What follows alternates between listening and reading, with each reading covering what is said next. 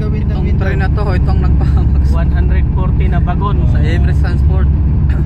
Kaya ang daming Sulfur lahat yan. Bumaba na sahod. ang daming nasira ang pamilya Pinasahod niyan yung ano, driver na yan. dahil sa train na to. ilang tanker eh. Ilang driver ang nawala nito? 140 na bagon yun eh. Inubos lahat nito. 140? Oo.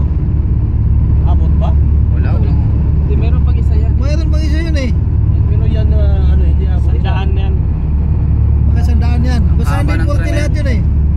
Dalawang train yan. Haba talaga oh. Pinakamahabang train dito. Empty na yan, empty. Hindi, may laban Loaded yan. yan. Putarwise yan. Karoy, sige, hindi mo. Paano i-import yan? Putarwise Saway yan. ka rin. Papunta nga ng Mirpa eh.